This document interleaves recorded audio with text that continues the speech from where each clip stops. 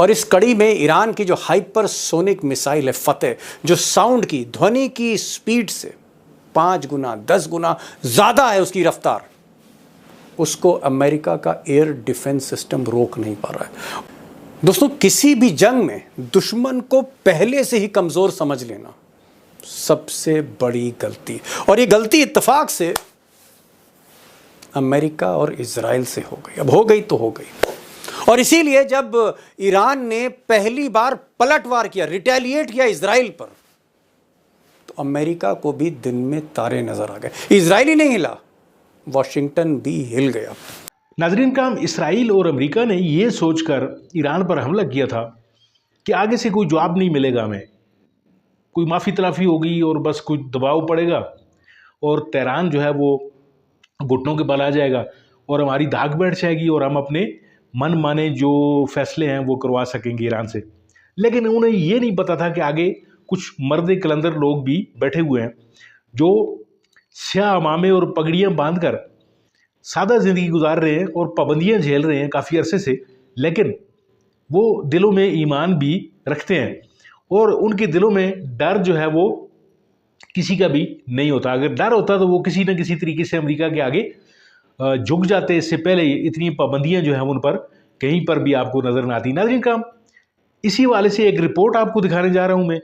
यानी एक हमारा जो पड़ोसी मुल्क है इंडिया, उसके एक एंकर रहे हैं, उनकी एक रिपोर्ट है। यानी तारीफ वो जो दुश्मन भी करे। तो आप ज़रा ये रिपोर्ट देखिए, फिर इसके ऊपर बात करते हैं। दोस्तों, किसी भी जंग में दुश्मन को पहले से ही कमजोर समझ लेना सबसे बड़ी गलती, और ये गलती इत्तेफाक से अमेरिका और इजराइल से हो गई। अब हो गई तो हो गई। और इसीलिए जब ईरान ने पहली बार पलटवार किया, रिटेलिएट किया इजराइल पर, तो अमेरिका को भी दिन में तारे नजर आ गए। इजराइल ही नहीं हिला, वॉशिंगटन भी हिल गया। सच्चाई है आज की तारीख में कि ईरान की जो टेक्नोलॉजी है, जो मिसाइल टेक्नोलॉजी, जो मिलिट्री टेक्नोलॉजी है, इसके निशाने पर, इसकी जद में इजराइल की हर एक इमारत है। और कहने वाले कह रहे हैं कि ईरान की जो हाइपरसोनिक मिसाइल है वो इजराइल के प्रधानमंत्री नेतन्याहू के घर के करीब तक पहुंच गई है। यह अलग बात है कि अमेरिकी मीडिया ने इस बड़ी खबर को दबा दिया। अब दोस्तों, जिस तरह से ईरान हावी है, ताबड़तोड़ हमले कर रहा है इजराइल पर, जिसको लेकर दुनिया सख्ते में, सबको ताज्जुब हो रहा है कि ईरान अचानक इतना बड़ा पावर कैसे बन गया। दरअसल ये कोई चमत्कार नहीं है। ईरान जो कुछ, जिस तरह से इजराइल को और अमेरिका को बैकफुट पर ले जा रहा है, ये कोई सरप्राइज नहीं है, बल्कि 20-25 वर्षों से ईरान लगातार मिलिट्री और मिसाइल टेक्नोलॉजी पर रिसर्च कर रहा है। और उसका जो रिसर्च और डेवलपमेंट है, आप कह सकते हैं कि वो चाइना, रशिया, फ्रांस और अमेरिका के बिल्कुल करीब है। और इस कड़ी में ईरान की जो हाइपरसोनिक मिसाइल है फतेह, जो साउंड की, ध्वनि की स्पीड से 5 गुना 10 गुना ज्यादा है उसकी रफ्तार, उसको अमेरिका का एयर डिफेंस सिस्टम रोक नहीं पा रहा है, उसको इजराइल का एयर डोम रोक नहीं पा रहा है। और इसीलिए ईरान जहां चाह रहा है उस इमारत पर मिसाइल गिरा रहा है। अब चाहे वो मोसाद का दफ्तर हो या फिर डिफेंस का हेडक्वार्टर हो, यहां तक कि अमेरिका की एम्बेसी है, वहां तक भी मिसाइल ईरान की हमला कर रही हैं। अब दोस्तों, क्योंकि ट्रंप साहब मूलतः जो है वो एक बिजनेसमैन है, वो एक व्यापारी हैं, इसलिए ईरान की जो ताकत देखकर वो चाहते हैं कि कंप्रोमाइज़ हो जाए। इसीलिए उन्होंने कल भी स्टेटमेंट दिया था और आज भी इस बात को दोहराया है कि अगर ईरान युद्ध विराम करता है तो कई बातें ईरान की मानी जा सकती हैं। ये ट्रंप साहब का ऑफर है, बिजनेसमैन ट्रंप का ऑफर है। उधर ईरान का कहना है, जो ईरान के सर्वोच्च नेता हैं खामनेई साहब, खामनेई का कहना है कि नहीं, जंग तभी खत्म होगी अब जब ईरान की सारी शर्तें मानी जाएंगी। जितने भी टर्म्स एंड कंडीशंस हैं वो अब ईरान डिक्टेट करेगा। ये ईरान का वर्जन है। अब आप कह सकते हैं कि इसका मतलब यही है कि फिलहाल इस जंग में ईरान झुकने को तैयार नहीं है, क्योंकि 25-30 सालों से इस जंग की वो तैयारी कर रहा था। होमवर्क ठीक था ईरान का। अब दोस्तों, जिस तरह से जवाबी कार्रवाई चल रही है, ईरान हाइपरसोनिक मिसाइल दाग रहा है, उधर इजराइल भी मोसाद के जरिए बहुत ही स्पेसिफिक टारगेट्स पर स्ट्राइक कर रहा है तेहरान में। अब ये जंग किस मोड़ पर जाती है, क्या ये युद्ध महायुद्ध में तब्दील हो जाता है और कहीं ना कहीं अमेरिका, फ्रांस और ब्रिटेन इजराइल के पीछे खड़े हो जाते हैं? क्या ये युद्ध तीसरे विश्व युद्ध की तरफ मुड़ जाएगा? ये तो मैं आगे बताऊंगा, लेकिन अभी तक जो 4-5 दिन का युद्ध हमने देखा है, 4-5 दिन का, उससे तीन बातें ईरान ने साबित की हैं। दुनिया को 3 बड़े मैसेज ईरान ने पहली बार दिए। Number 1 cheese, for the first time Iran ने यह साबित किया है कि उसकी जो मिलिट्री टेक्नोलॉजी है, खासकर हाइपरसोनिक मिसाइल, वो टेक्नोलॉजी अमेरिका, रशिया और चाइना, अगर इससे ज़्यादा नहीं है तो कम भी नहीं, यानी कहीं ना कहीं ईरान अमेरिका, रशिया और चाइना के लीग में खड़ा है मिलिट्री सुपर पावर की, जहाँ तक बात है, अपनी मिसाइल टेक्नोलॉजी के दम पे।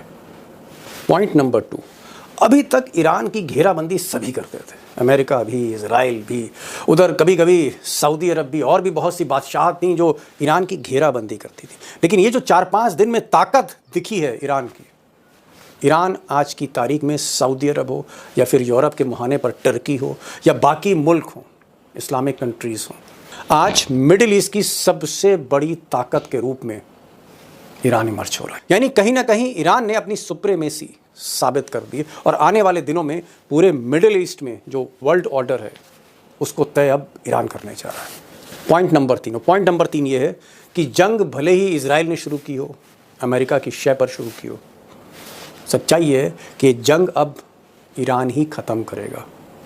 ये भी एक संदेश ईरान ने देने की कोशिश की है।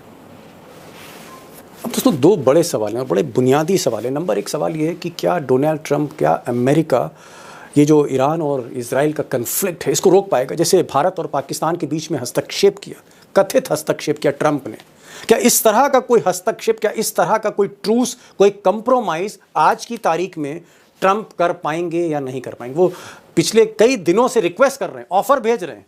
क्या ट्रंप की हैसियत है कि वो ईरान और इजराइल के बीच में समझौता करा दे? ये एक बड़ा सवाल है अमेरिका को लेकर। और दूसरा सवाल है जो इसी से कनेक्टेड है कि ईरान के पास गोला बारूद का, मिसाइल्स का, हाइपरसोनिक मिसाइल्स का कितना बड़ा ज़खीरा है। क्या 2000 मिसाइलें हैं, 5000 मिसाइलें हैं, या 10,000 से ज़्यादा मिसाइलें, या मिसाइलें उसकी फैक्ट्रीज में बन रही हैं और फैक्ट्री जो है वो ईरान के हाथ में है, आत्मनिर्भर है ईरान मिसाइल के मामले में। तो ये जो ज़खीरा है ये कितने दिन का है? इसका मतलब ईरान कितने दिन तक इजराइल से लड़ सकता है? और अगर अमेरिका इस जंग में शामिल होता है तो भी क्या ईरान लड़ेगा और महीनों तक लड़ पाएगा? नाज़रीन काम, तेहरान पर जिस दिन इसराइल ने बमों की बारिश कर दी थी और नतीजे में तकरीबन 90 लोग शहीद हुए थे, जिनमें टॉप उनके जो 9 साइंसदान थे, जो न्यूक्लियर साइंटिस्ट थे, इसके अलावा उनके आर्मी चीफ और फिर जो मुख्तलिफ जो उनकी अफवाज थी, उनके जो सरबराहान थे, वो शहीद हुए। यानी इतना प्रिसाइज जो है वो अटैक किया था इसराइल ने कि उसकी मिसाल नहीं मिलती। और उसकी रीज़न ये थी कि इसराइल ने अपने जो लोग थे वो ईरान में पेनिट्रेट करके रखे हुए थे।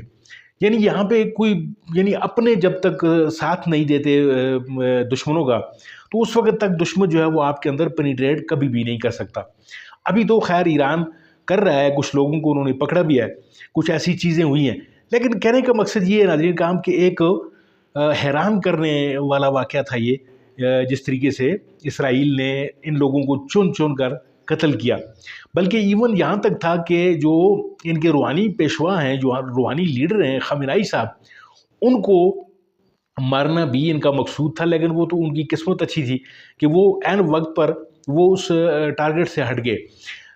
नाज़रीन काम, फिर उसके बाद जब ईरान संभल गया, तो संभलने के बाद फिर ईरान ने पलट कर जब जवाबी वार किया, तो जैसा कि आपने वीडियो में देख लिया, आपको पूरे का पूरा कच्चा चट्ठा उन्होंने बता दिया कि जब ईरान ने दोबारा पलट कर जब वार किया तो फिर न सिर्फ अमेरिका बल्कि इसराइल में भी जो है वो भगदड़ मच गई वहाँ पे। यानी इन्होंने भी फिर ठिकाने, और ख़ास तौर पर जो मज़े की बात जो इसमें निकली कि वो उनका जो डिफेंस सिस्टम था वो बुरी तरीके से नाकाम हुआ। यानी वो जो आयरन डोम या जिसको कह रहे थे, और दूसरा जो ईरान था उसको बेयक वक्त, यानी ईरान के मिसाइल जो जा रहे थे उनको बेयक वक्त 2-3 जगह पे रेजिस्टेंस का सामना करना पड़ रहा था, यानी उर्दन में, और फिर उसके बाद लेबनान में, और फिर इसके बाद जो है वो आगे जाकर इसराइल का जो आयरन डोम था, फिर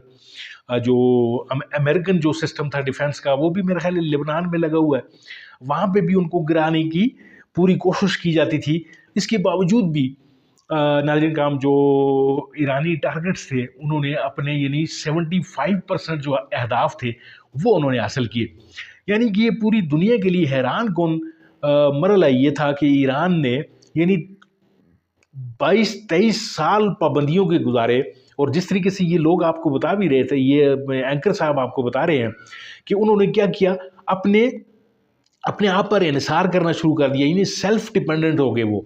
फिर उन्होंने कोशिश करनी शुरू कर दी, जिस तरीके से पाकिस्तान के साथ मसला आया था, आपको याद होगा कि जब अमेरिका ने F-16 जो हमें मिले हुए थे उनको बाकी मादा जो F-16 थे वो देने से इनकार किया था, तो फिर पाकिस्तान ने अपना एक सिस्टम शुरू किया था, और आज पाकिस्तान खुद कफील हो चुका है इस मामले में। तो ईरान ने भी फिर अपने ज़ोर बाजू पे निसार करना शुरू कर दिया, और फिर उन्होंने अपना जो मिसाइल सिस्टम था वो उन्होंने डेवलप किया। आज जो फतह मिसाइल है उनका, वो यानी चुन चुन कर उन्होंने वो टारगेट जो है वो अचीव किए। फिर ड्रोन टेक्नोलॉजी है जो ईरान ने वो हासिल की, यानी दुनिया शस्त्र रह गई नाज़रीन काम कि ये क्या हो रहा है, ये लोग कैसे रिटेलिएट कर रहे हैं। यानी और कोई मुल्क होता तो वो बिगी बिली बनकर यानी रोने बसोरने लग जाता, और फिर किसी न किसी तरीके से अमेरिका से यानी मदद की भीख मांगता, और फिर इसराइल के आगे घुटने टेक देता। लेकिन ये जो मर्दाने बंदगान हैं, अल्लाह के जो बंदे हैं, सादा ज़िंदगी गुजारने वाले, फिर इन्होंने अपने ऊपर इन्हिसार किया और बहुत सारी चीज़ों में इन्होंने कट लगाए, और फिर इन्होंने अपनी डिफेंस पे गौर करना शुरू कर दिया। तो नाज़रीन काम फिर इन्होंने फतह भी हासिल की। आज जितने भी अरब ममालिक हैं उनको ये समझ लग चुकी है कि अगर उन्होंने ईरान का साथ न दिया तो ये इसराइल जो है फिर इसके बाद उनकी बारी भी आएगी, और फिर उसके बाद पाकिस्तान की बारी भी आएगी। यानी ये भी जो लोग तज्जिया निगार हैं वो ये लोग कह रहे हैं कि अगर ईरान खुदा न खास्ता इस जंग में हार जाता है तो फिर उसके बाद अगला नंबर पाकिस्तान का है। नाज़रीन काम खित्ते में जंग के बादल मंडला रहे हैं। दुआ ये करें कि ये तीसरी जो वर्ल्ड वार है ये उसकी तरफ ये मामलात ना जा रहे हों। अल्लाह जो है वो इन मामलात को सुधार ले, और ये सारी की सारी चीज़ें जो हैं वो सैनिटी प्रिवेल की तरफ चली जाएं।